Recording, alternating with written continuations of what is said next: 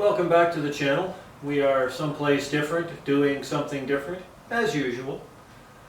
We are out in the barn.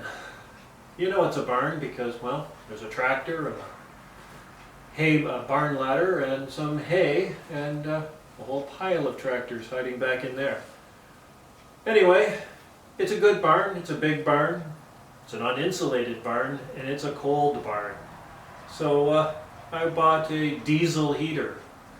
It's a Vevor heater. At least the box says it's a Vevor and the tag on the back say it's a Vevor, so maybe it's a Vevor. Got it off of Amazon. You never know. Anyways, if you want to know the specs, they're down in the description. This isn't a review video, this is an installation video. I want to put the heater over here. But to do that, I have to build a shelf. Like that. So next I need to put the Vevor up there and see how it looks. The Vevor doesn't run off of house power, it runs off of 12 volts DC, so now I need a battery. We'll see if the battery fits up there. That's good, but the battery will go dead on me eventually, so I'm going to run that off of a battery charger. Like that one. Yeah, but to connect the Vevor to the battery, I need a set of wires. Yeah, wires like that.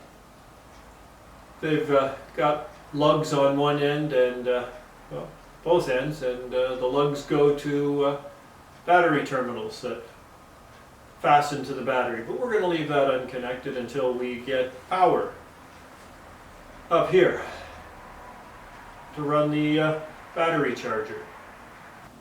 Now all we need is some wire and an outlet. And now a switch plate cover. Anyway, that's it for me for tonight. It's getting late, I've got to go lock the chickens up.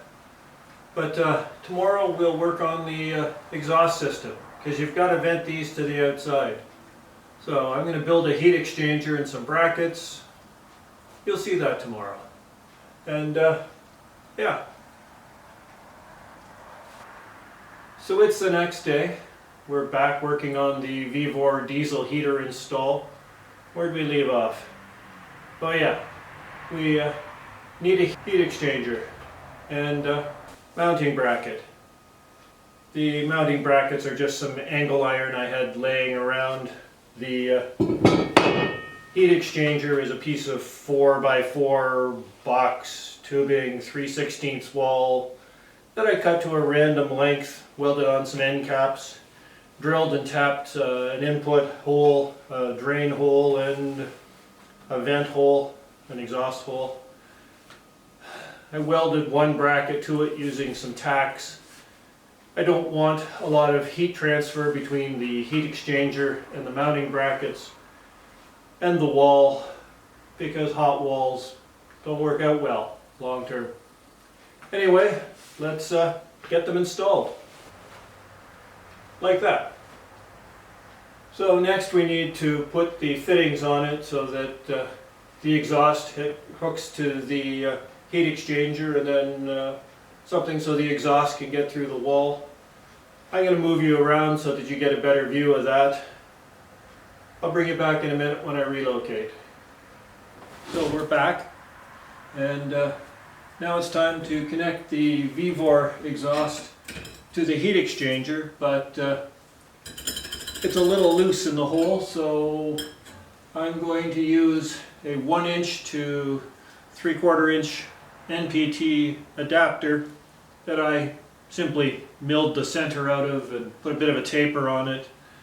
Normally I would use thread sealer on pipe thread, but you know, heat. So I'm going to use some wood stove chimney pipe gasket cement. It dries hard and is meant for this type of heat application.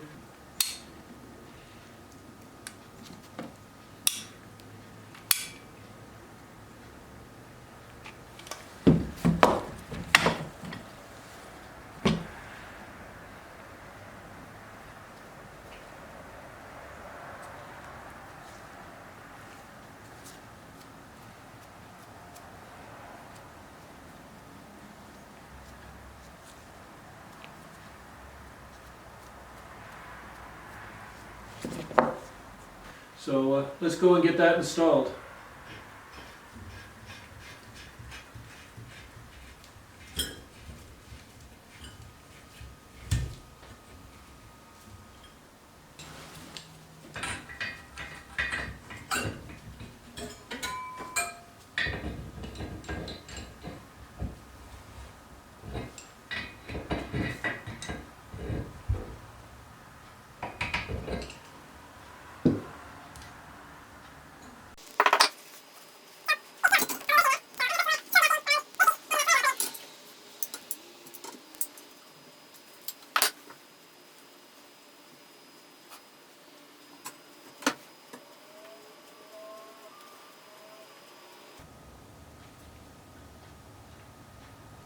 That'll keep the exhaust from coming out into the barn instead of going through and carrying on outside.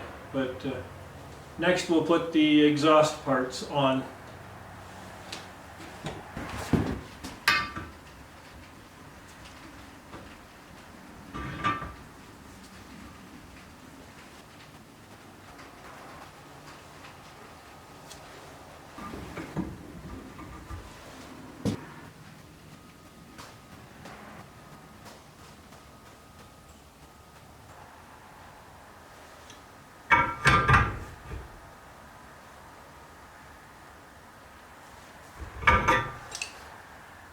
Okay, so next we need a hole right about there so we can get outside.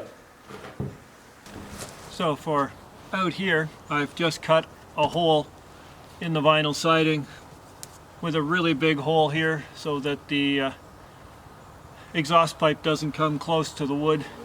To keep that protected, I've made a piece of pressure treated wood with a cutout around to fit around the vinyl siding, and I've put a floor flange on it. It's going to get the same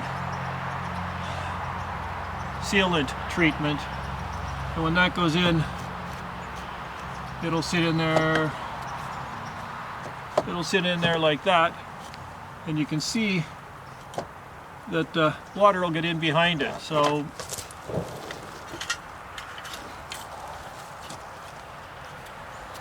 I've made a plate that will slide up in behind there, keep the rain off of it, so that when that sits in there, everybody's all happy. Anyway, I'm going to poke the pipe through and we'll see how it goes from there.